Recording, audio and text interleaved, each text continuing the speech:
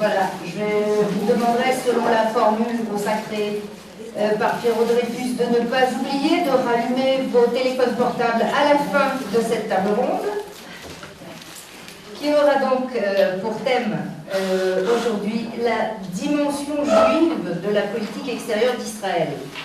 Alors, l'État d'Israël se pense et se pose en État juif, en État-nation du peuple juif. C'était le projet des mouvements sionistes, c'était l'expression de la déclaration Balfour, c'était aussi celle du plan de partage de l'ONU de 1947. Alors, comment cela se traduit-il en termes de relations avec le reste du monde? Israël est un État, donc une structure politique moderne, qui place dans un ensemble codifié celui des relations entre les États, avec les institutions et les acteurs qui doivent définir, exprimer et mettre en œuvre ces relations de façon à défendre les intérêts nationaux, étendre l'influence stratégique, économique, culturelle ou scientifique. Un État qui se pense comme un projet moral ou politique doit aussi mettre sa politique étrangère en adéquation avec ses valeurs, qu'il veuille les préserver ou les diffuser vers le reste du monde. Les piliers de ce projet moral lui imposent aussi de conduire ses relations extérieures sans sacrifier aux valeurs qui le définissent ou que les autres lui prêtent ou attendent de lui. Quand on parle d'Israël, on ne peut faire abstraction de sa spécificité, celle d'être l'État d'une nation dont une partie se trouve hors de ses frontières, soumise à d'autres souverainetés, la diaspora. Quelle responsabilité envers cette partie du peuple, quelle mission, quel droit, mais aussi quelles limites cela implique-t-il pour ceux qui fixent la politique étrangère d'Israël? Toutes ces facettes composent la politique extérieure de l'État d'Israël, de surcroît dans un monde qui est tout sauf statique. Pour en parler avec nous aujourd'hui, 4 invités pour cette table ronde. Raphaël Jérusalemi, votre carrière dans les rangs de Tsahal puis au Keren Hayesod vous a placé au carrefour de la diplomatie et de l'humanitaire. Votre carrière d'écrivain avec de nombreux ouvrages. Le dernier est paru Bibliodyssée, coécrit avec Kamel Daoud sur le sauvetage des livres. Votre activité d'analyste pour les médias. On vous voit régulièrement sur les plateaux de I24 News. Et un essai que vous venez de publier, le Manuel bleu, qui est une sorte de guide pratique pour lutter contre l'antisémitisme et la désinformation, on en reparlera. Avec tout cela, vous aviez bien évidemment votre place à cette table ronde. Meir Masri, vous êtes docteur en géopolitique, maître de conférences à l'Université hébraïque de Jérusalem. C'est votre 2e participation au colloque annuel de la loge Robert Gamzon. On vous connaît également pour vos interventions sur I24 News sur les questions géopolitiques régionales. Igal Palmore, vous êtes un fidèle de nos colloques et nous sommes très heureux de vous retrouver pour cette table ronde. Vous êtes le directeur des relations internationales de l'Agence juive. Auparavant, vous avez occupé de nombreuses fonctions diplomatiques. Vous avez été notamment directeur du département Maghreb, Syrie, Liban au ministère des Affaires étrangères et enfin porte-parole du ministère des Affaires étrangères jusqu'en 2014. Pierre Lursa, vous êtes avocat et écrivain, auteur de plusieurs livres sur Israël et de 2 essais sur l'islam radical, le Sabre et le Coran et Pour Allah jusqu'à la mort. Votre dernier livre, Israël, le rêve inachevé, est paru aux éditions Max Chaliel. Vous avez aussi traduit en français l'autobiographie de Zeev Jabotinsky et c'est ce qui va nous servir d'amorce pour cette discussion.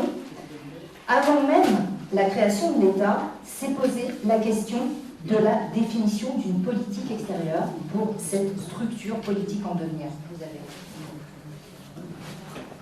Merci. Oui. Alors effectivement, la question qui nous est posée, en fait, elle remonte bien plus loin que 1948, parce qu'en fait, il y avait une politique étrangère juive dès le début du mouvement sioniste, n'est-ce pas? Je dirais que le premier instigateur d'une politique étrangère juive à l'époque moderne, c'est Theodor Herzl, dans ses contacts avec les différents chefs d'État qu'il a rencontrés pour promouvoir les objectifs du mouvement sioniste. Et si vous voulez, pour situer la façon dont je perçois le sujet de cette table ronde, c'est-à-dire finalement, est-ce que la politique étrangère d'Israël doit se définir uniquement comme celle de n'importe quel État en fonction d'impératifs étatiques et de réels politiques? Ou alors est-ce que Israël a d'autres considérations qui sont liées à son histoire, à son identité juive? Eh bien, je prendrai un exemple un petit peu ancien, mais qui, à mon sens, situe bien les termes de ce débat. Et effectivement, c'est un exemple qui est lié à l'histoire du mouvement sioniste et de la politique étrangère du mouvement sioniste au moment de la Première Guerre mondiale. Et comme vous savez, lorsque la Première Guerre mondiale éclate, eh bien, la plupart des dirigeants sionistes se sont rangés d'emblée dans le camp des puissances centrales. C'est-à-dire qu'ils se sont rangés aux côtés de l'Allemagne et contre l'Angleterre, pour une raison très simple, c'est qu'on était quelques années après les pogroms, les terribles pogroms de Kishinev, et donc la vague de pogroms qui a joué un rôle très important dans l'histoire du peuple juif, malheureusement, et le souvenir des pogroms était encore très vivant, et donc il était inconcevable aux yeux de la plupart des dirigeants juifs et sionistes de l'époque que le mouvement sioniste puisse s'allier avec la Russie tsariste, la Russie pogromiste. Eh bien, je dirais le seul, ou le premier en tout cas parmi les dirigeants du mouvement sioniste qui a pris position dans un sens opposé, c'était Zev Jabotinsky, qui était alors un jeune correspondant d'un journal russe qui se trouvait en France à cette époque, en 1914 quand la guerre a éclaté, s'est trouvé à Bordeaux, et lorsqu'il a vu sur des affiches que la Turquie entrait en guerre aux côtés des puissances centrales, eh bien il a dit qu'il faut que le mouvement sioniste se range aux côtés de l'Angleterre, parce qu'il avait eu la prescience que finalement cette guerre, qui venait juste de commencer, allait décider du destin de l'Empire ottoman. Et donc il a compris que c'était la chance historique pour le peuple juif de faire avancer les objectifs du sionisme en participant à la guerre du côté de l'Angleterre, qui, à ses yeux, allait immanquablement gagner la guerre. Ce qui n'était évidemment pas évident à savoir en 1914. Et donc, quelque part, je dirais que Jabotinsky a été le premier à s'élever en faux contre ce que je pourrais appeler le tropisme pro-ottoman de la politique sioniste et juive, un tropisme qui dure jusqu'à aujourd'hui. Il y a toujours cette tendance qui a donc des racines historiques tout à fait anciennes, jusqu'à Herzl et jusqu'à Ben Gurion, de s'allier avec les Ottomans. À l'époque, c'était parce qu'on voulait être des citoyens fidèles de l'Empire ottoman, et vous connaissez sans doute les fameuses photographies de Ben Gurion et Yitzhak Ben Tzvi avec le chapeau ottoman qui était allé étudier le droit à Istanbul, et il y avait un véritable projet politique d'automanisation, de devenir des citoyens tout à fait respectueux de l'Empire ottoman. Et contre cette politique, eh bien Jabotinsky, le premier, a dit non, il faut que nous nous allions à l'Angleterre contre l'Empire ottoman, et comme ça, le jour où l'Angleterre gagnera la guerre, eh bien nous serons aux côtés des vainqueurs et nous participerons au démantèlement de l'Empire ottoman. Et sur ce point-là, comme sur d'autres, eh bien Jabotinsky a eu raison contre ses opposants de l'époque. Finalement, il a été le premier à avoir raison, ce qui d'ailleurs n'a pas été facile de son point de vue. Il a été largement insulté à l'époque, au point même qu'il raconte dans ses souvenirs que sa mère elle-même avait été agressée dans la rue parce qu'on lui disait ton fils mérite d'être pendu parce qu'il veut s'allier avec les Russes. Et donc, au-delà de l'anecdote, je crois qu'il y a là un exemple frappant du fait que la politique étrangère ne peut pas toujours être dictée par des considérations qui paraissent évidentes, n'est-ce pas, de morale. Par exemple, dire, eh bien, dans cette guerre qui vient d'éclater, les Juifs sont automatiquement dans le camp opposé à la Russie pogromiste. Eh bien non, les choses ne sont pas aussi simples. C'est-à-dire que finalement, on ne peut pas dire d'un côté il y a la morale, de l'autre côté la réelle politique. En fait, les choses sont plus complexes. Et en l'occurrence, le choix de Jabotinsky, qui s'est avéré juste, c'était finalement de voir les intérêts à long terme du peuple juif et de voir que l'intérêt supérieur du mouvement sioniste et du peuple juif, c'était quelque part contraire à des considérations morales, peut-être finalement assez terre à terre. Et finalement, l'intérêt supérieur, c'était de voir plus loin que ces considérations morales et de considérer l'intérêt supérieur du peuple juif, non pas au nom simplement de la réelle politique, mais au nom de l'intérêt bien compris du peuple juif.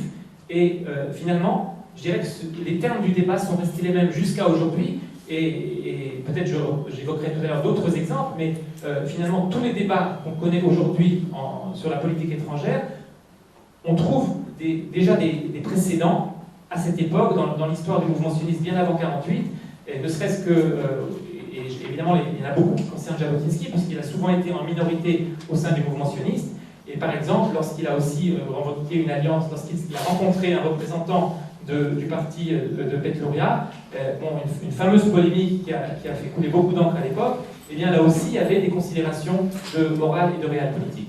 Donc cet exemple illustre, à mon sens, l'idée que finalement la politique étrangère juive, que ce soit celle de l'État d'Israël ou du mouvement sioniste, eh bien elle doit trouver, je dirais, la voie étroite entre d'un côté une morale pure, une morale qui, comme a dit un écrivain juif, une morale qui n'aurait pas de poing, qui aurait les mains propres parce qu'elle n'aurait pas de main, et d'un autre côté, la réalpolitik totalement froide et dénuée de toute considération morale, eh bien, il y a un juste milieu à trouver, c'est peut-être ça l'enjeu d'une politique étrangère juive.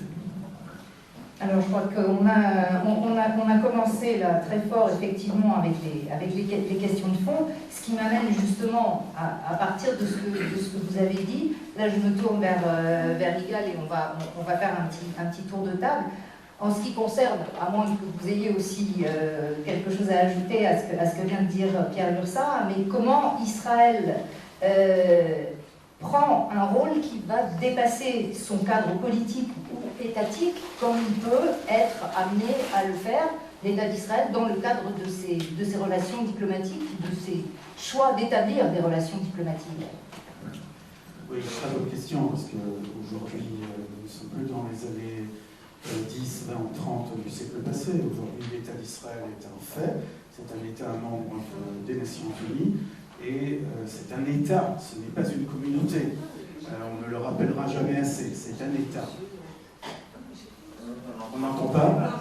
On entend mieux? C'est le même micro que vous avez utilisé dans ce livre, c'est important. Bon. Alors, je recommence. Le technicien qui peut mettre comme ça. Comme ça? Et comme ça, vous m'entendez comme ça? Comme ça? Voilà, comme ça, c'est mieux. Comme ça, c'est mieux. Alors, il disait qu'Israël est un État, ce n'est pas une communauté juive parmi d'autres, ce n'est pas la plus grande ou la plus importante communauté juive du monde, ce n'est pas une communauté, c'est un État-nation, un État souverain. Et donc, les considérations qu'il doit avoir sont celles d'un État et pas celles d'une communauté. Dans les relations internationales qu'Israël entretient, doivent entrer en considération des questions de défense, d'économie, de stratégie, de géopolitique, mais pas des questions communautaires. Ceci dit, je constate que dans de nombreux cas, dont je vais donner quelques exemples, c'est la vision juive qui a poussé la diplomatie israélienne à prendre une mesure spécifique et pas une autre. Par exemple, dans le domaine, je dirais presque de la logistique, lorsque l'Union soviétique s'écroule et qu'Israël ouvre des ambassades partout dans les pays qui s'ouvrent à nous en Europe de l'Est, eh bien, il se trouve que nous avons l'occasion d'ouvrir une ambassade dans les pays baltiques, les pays qui avaient été occupés par l'Union soviétique après la Première Guerre mondiale et qui avaient retrouvé leur liberté pour plus tard rejoindre l'Union européenne, donc la Lituanie, la Lettonie et l'Estonie. Alors, il est évident que nous n'allons pas ouvrir une ambassade dans chacune des trois capitales, ça fait trop pour le budget du petit Israël, et c'est des petits pays. Alors qu'est-ce qu'on fait? Le plus grand et le plus influent, le plus peuplé et le plus puissant économiquement parmi ces trois pays, c'est la Lituanie. Donc Israël ouvre une ambassade en Lettonie. Oui. Pourquoi? Eh bien parce qu'il se trouve qu'en Lettonie, la communauté juive est plus grande qu'en Lituanie. Et donc la considération qui prime sur tout autre, c'est être auprès de la communauté juive, et c'est donc là qu'on va ouvrir une ambassade. Autre exemple, autrement plus dramatique, je vous amène en Argentine, la fin des années 70, début des années 80, c'est évidemment le temps de la junte militaire qui avait persécuté tous ceux qui étaient soupçonnés de près ou de loin du gauchisme ou d'être des membres de la famille de personnes soupçonnées de gauchistes. Des gens étaient jetés en prison pour un rien, disparaissaient la nuit de leur maison, et parmi eux, beaucoup de juifs. Alors, est-ce qu'ils avaient été emprisonnés ou fait disparaître parce que juifs, ou parce que gauchistes, ou parce que les deux? On ne va pas entrer dans ce débat, mais il reste qu'un grand nombre de juifs croupissaient dans les prisons de la junte militaire, et l'ambassade d'Israël, à Buenos Aires, s'acharnait à aller chercher ces personnes, qu'elles aient été activistes de gauche ou pas, peu importe, pour tenter de convaincre les autorités argentines de les sortir de prison.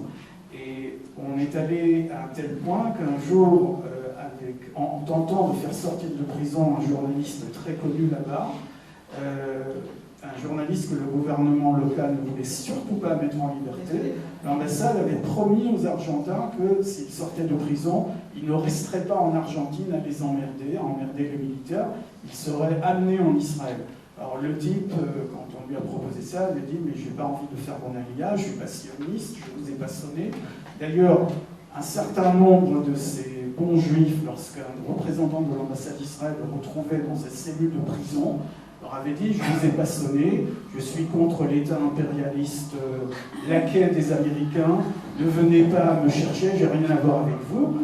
Et alors, dans ces moments-là, se posait une très grave question aux diplomates israéliens. Fallait-il quand même faire un effort pour sortir ces gens-là de prison, ou bien respecter leur volonté à eux, telle qu'ils l'avaient exprimée, et les laisser se démerder sans intervention israélienne? Grande question. Et je ne vais pas vous demander de donner une réponse maintenant, mais dans le cas de ce journaliste, il a fait son alia bon gré mal gré. Il est venu ici, il a immédiatement commencé à écrire dans le journal israélien, il a commencé à critiquer le gouvernement israélien très violemment, bien sûr. Et ici, on a le droit de dire ce qu'on veut, hein. C'est un pays libre, on ne va pas en prison pour un délit d'opinion. Et en 82 ou 3, quand la junte est tombée, il est vite reparti en Argentine sans demander son reste. Et je vous laisse avec ce point d'interrogation. Avons-nous bien fait de le tirer de prison ou pas? Pour l'anecdote, le fils de ce monsieur est devenu plus tard ministre des Affaires étrangères de l'Argentine, sous la présidente Cristina Kirchner, et il avait contribué à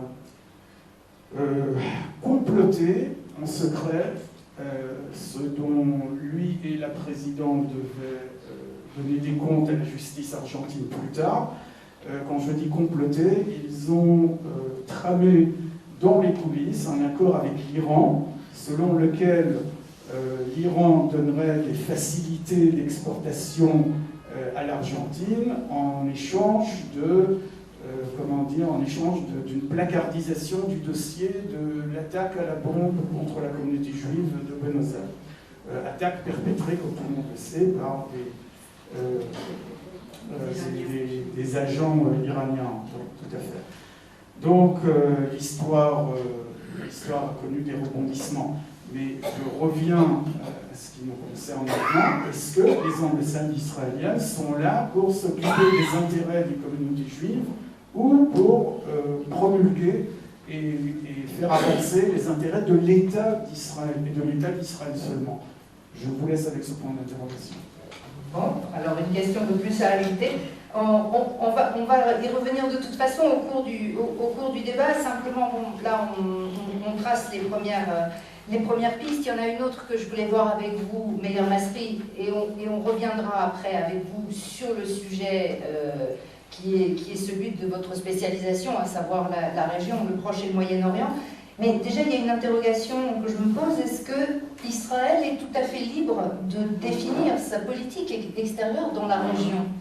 Est-ce qu'il est le seul acteur définissant sa diplomatie, ou est-ce qu'il en existe d'autres, ou un autre qui aurait une part d'influence? Vous m'entendez? Oui. Merci, cher Pascal. Alors, comme l'a rappelé justement Yigal Palmor, Israël est un petit pays et par conséquent, sa marge de manœuvre n'est pas celle d'une grande puissance. Et lorsqu'on parle par exemple de moralité juive, un concept qui a été souvent rappelé au cours des dernières années, si ce n'est même plus loin, à l'époque de la guerre du Liban par exemple, on se souvient de ces manifestations à Tel Aviv, au lendemain des massacres de Sabra et Shatila, perpétrés par les phalangistes libanais. Eh bien, il y avait toujours cette interrogation sur les valeurs juives de l'État d'Israël. Est-ce qu'Israël peut s'allier avec des groupes ou avec des États qui ne respectent pas les droits de l'homme? Et la question s'est posée par la suite aussi, au moment de la signature, par exemple, des accords de Camp David avec l'Égypte, au moment de la signature des accords de Wadi Araba avec la Jordanie, deux dictatures qui ne se sont pas toujours montrées respectueuses des droits de l'homme et des droits des minorités. Je pense notamment à l'Égypte de Sadat vis-à-vis des chrétiens d'Égypte. Aujourd'hui encore, la question de la reconnaissance ou pas du génocide arménien a été posée l'année dernière.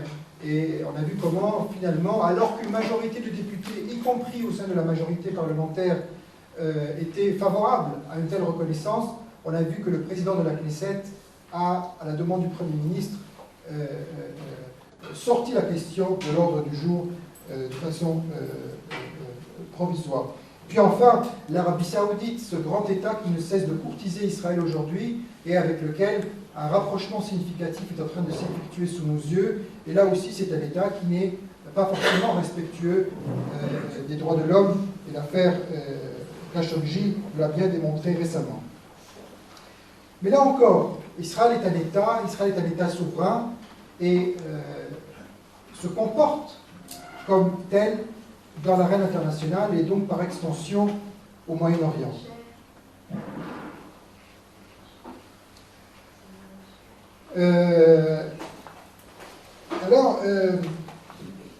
Si vous permettez, si on devait résumer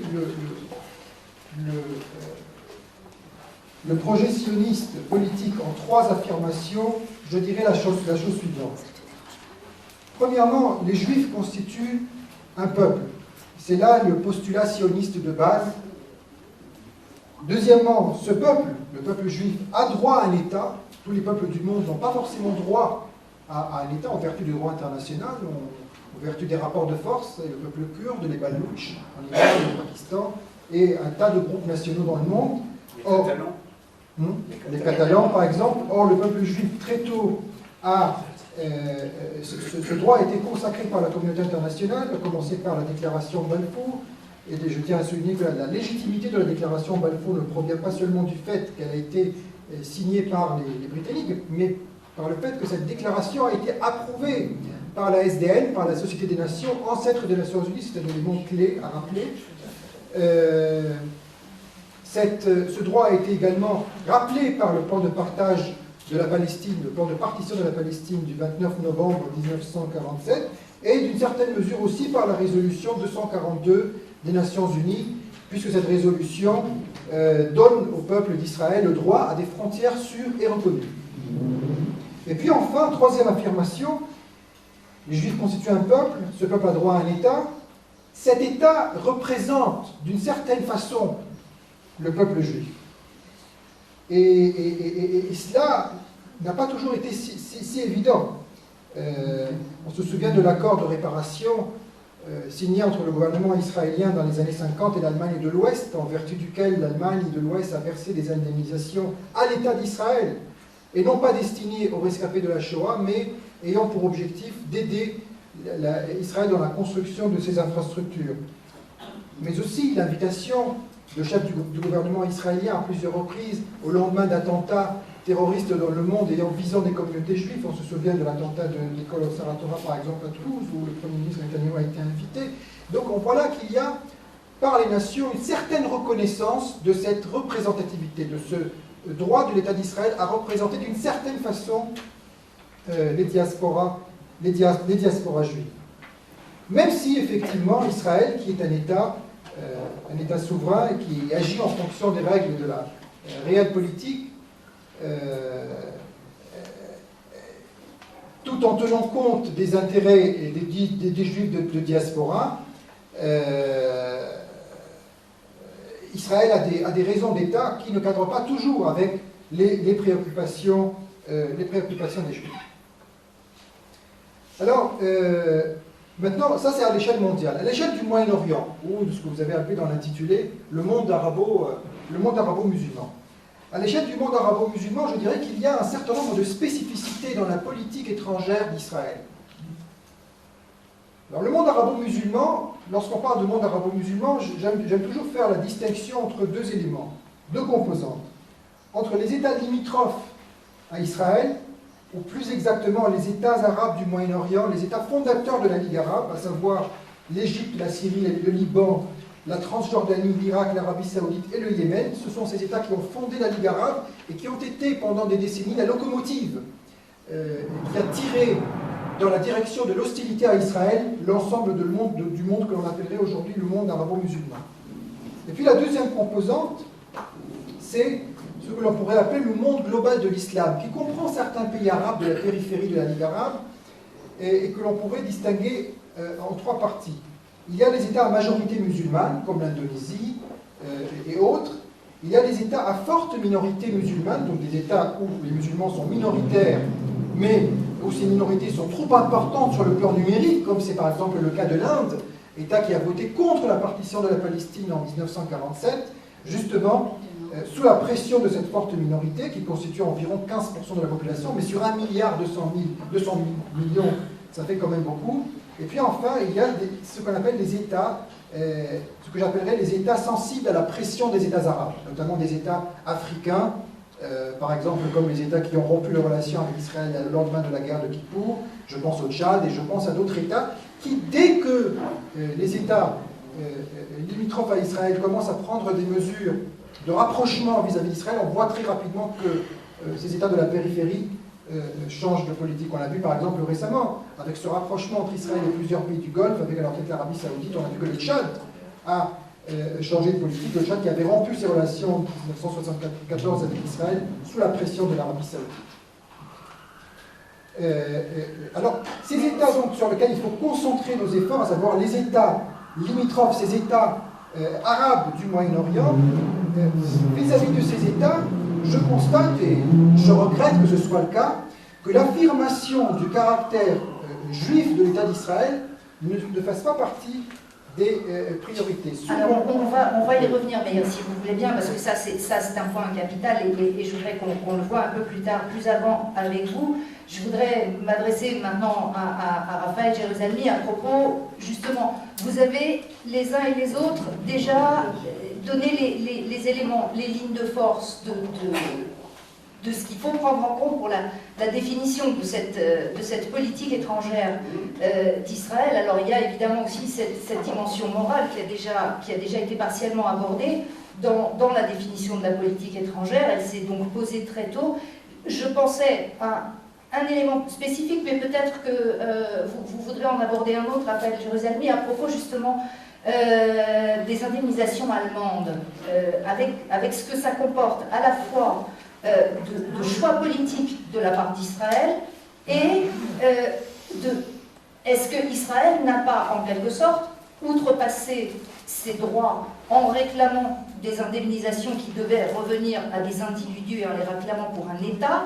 Est-ce qu'Israël avait légitimité à se présenter comme porteur des suites de la Shoah? Il y a là un certain nombre de facettes. Je propose cet exemple, peut-être que vous en avez un autre à l'esprit. C'est une sombre histoire, donc ce n'est pas du tout ce que j'avais à l'esprit. Ah ben voilà, mais vous êtes libre. Mais qui est intéressante sur le point que justement je voulais développer, qui est entre le caractère juif de l'État d'Israël et le caractère moral de l'État d'Israël. Et là, il y a souvent une confusion entre ce qui est juif et ce qui est une morale, en fait, pas du tout juive, qui est une morale universelle, chrétienne, moderne, qui est en fait une très très bonne chose, hein, une morale démocrate, libérale, mais qui n'est pas juive. Et donc là, c'est une différence à faire. Alors, il y a quand même quelques points sur lesquels il faut revenir. Alors, nous parlons de politique, mais de politique étrangère. Déjà, moi, ça m'inquiète beaucoup, le judaïsme mêlé à la politique. Il me semble qu'à l'origine, dans le judaïsme, on avait un petit peu mieux organisé les choses. Il y avait les Lévim et les Kohanim. Il y avait les prêtres et il y avait les chefs. Et c'était assez divisé. Les prêtres avaient des pouvoirs, bien sûr, importants, même politiques dans certains cas. Les rois avaient certaines prérogatives religieuses comme étant leader, évidemment, du peuple juif. Mais en gros, il y avait quand même une division du travail qui simplifiait un petit peu la vie à tout le monde. Aujourd'hui, malheureusement, il y a un micmac absolument impossible entre judaïsme et politique. Il y a des partis politiques religieux dont le judaïsme est souvent à mettre en doute sur le plan moral, en tous les cas, puisque nos députés religieux juifs vont en prison aussi bien que les laïcs. Et donc, apparemment, les valeurs que les juifs qu'ils défendent ne sont peut-être pas toujours celles qu'il faudrait défendre. Il y a aussi le problème, effectivement, lorsqu'on clame haut et fort le caractère juif de l'État d'Israël et qu'on veut absolument préserver ce côté juif, c'est extrêmement important, c'est vrai, mais c'est aussi très dangereux. Il faut faire très très attention jusqu'à où on doit aller dans ce sens-là. On a vu avant-hier des manifestations dans la ville d'Afula, des manifestations d'habitants juifs de la ville d'Afula se révoltant parce qu'on avait vendu un appartement à une famille arabe. Et ça s'appelle garder. Pour quelles raisons ont-ils manifesté? Pour préserver le caractère juif de la ville d'Afula. Est-ce que le caractère juif de la ville d'Afula, c'est de fermer ses portes à l'étranger qui est prêt à vivre avec toi? Est-ce que le caractère juif de la ville d'Afula, c'est de faire une discrimination de race ou de religion? J'en doute. Donc il y a ici un danger. Alors par rapport à l'agenda sioniste, n'oublions pas que là, on parle effectivement de politique étrangère, de territoire, de conflits, territoires occupés, pas occupés. N'oublions pas une chose. Ce qui est véritablement juif dans le projet juif, et même pas sioniste, c'est l'attachement à la terre. Le judaïsme, c'est la religion par excellence qui est reliée à une terre spécifique. C'est bien avant le sionisme, c'est le départ du judaïsme. Donc la terre sainte. Donc tout ce qui se passe après, tout le sionisme, dépend de cela. Cet attachement à la terre du judaïsme, c'est pas seulement une terre, donc cette terre sainte, c'est effectivement le lien qui est fait entre ce qui est céleste et ce qui est terrestre, entre ce qui est divin et ce qui est humain. Ça aussi, c'est le caractère du judaïsme et de la morale juive, c'est-à-dire c'est la religion qui va mettre en avant, une des premières religions, grâce au monothéisme, qui va mettre en avant le caractère humain, le caractère terrestre, la mitzvah, l'action au jour le jour, au quotidien, par rapport à mon prochain. C'est extrêmement important. Et donc, par rapport à cette terre, il y a quelque chose qui diffère de toutes les autres cultures, de tous les autres peuples, c'est que bien qu'il y ait cet attachement à la terre, il n'y a rien de territorial là-dedans. Il n'y a rien d'expansionniste. Le peuple juif n'est pas un peuple conquérant. Il n'est pas à la recherche d'autres territoires. Il n'est même pas un peuple missionnaire par rapport aux chrétiens ou aux musulmans, ou alors eux sont même pour une guerre sainte, les djihadistes. Lui, le peuple juif, n'a fait ni guerre sainte, ni conquête, ni son attachement à la terre n'a rien de territorial, de nationaliste. C'est quelque chose qui transcende justement tout ce qui est politique, nationalisme et territorial. Et ça, c'est extrêmement important, et c'est ça qui gêne beaucoup nos adversaires. Et on en vient au point où ce caractère-là, qui est extrêmement juif, même dans le sionisme le plus éclairé, on est en fait dans un cercle qui revient au départ de cet attachement à notre terre et qui justifie notre présence sur cette terre-là. Eh bien, c'est la chose qui embête le plus tout le monde, et on en veut pour preuve les récentes déclarations de l'UNESCO qui nie le caractère juif de Jérusalem, de l'État d'Israël. Donc les ennemis du peuple juif essayent de nous attaquer par cet attachement à la terre, par ces valeurs juives. Tout ce qui est juif en Israël gêne les anti-israéliens. Donc ils ne vont pas critiquer. On peut dire, beaucoup d'ennemis d'Israël vous diront l'étranger, non mais on n'est pas antisémite, c'est juste la politique d'Israël. Mais lorsqu'ils vont attaquer la politique d'Israël, ceux qui les attaquent, ce sont les valeurs juives de l'État d'Israël. Ce n'est pas cette politique dont on pourrait avoir parfois honte, c'est vrai, on ne choisit pas ses amis, comme on dit, on a eu des accords pas très très sympathiques. Dans l'histoire du traitement des rescapés de la Shoah, on ne peut pas dire qu'Israël mérite une médaille, loin de là. On ne va pas rentrer là-dedans parce que c'est malheureusement honteux pour nous et ce n'est pas nous qui allons résoudre le problème aujourd'hui. Nous en sommes conscients, nous le savons, nous ne sommes pas parfaits. Mais lorsque nous sommes attaqués de l'extérieur, on ne nous attaque pas, justement pas là-dessus, parce que là-dessus, a raison, vous nous attaquez, vous n'êtes pas bien comporté avec les rescapés de la Shoah, il y a des inégalités sociales dans votre pays. Non, on nous attaque justement sur ce qui est très très juif en nous, et qui est normalement inattaquable, puisqu'il est effectivement hautement moral, et qui sublime tout ce qui est politique. Donc voilà le danger, et c'est peut-être en cela qu'Israël est véritablement unique, puisqu'il est attaqué, vraiment nous sommes attaqués apparemment politiquement, mais en fin de compte, ou existentiellement, mais en fin de compte, nous sommes attaqués dans ce que nous avons de plus cher dans notre âme et dans notre peuple, qui est justement ce judaïsme-là, cette valeur qui n'est pas nécessairement peut-être toujours en parfaite coordination avec la morale d'aujourd'hui, la morale démocrate, libérale d'aujourd'hui, mais qui a des valeurs très très sûres qui peuvent être défendues dans le monde moderne et qu'Israël défend.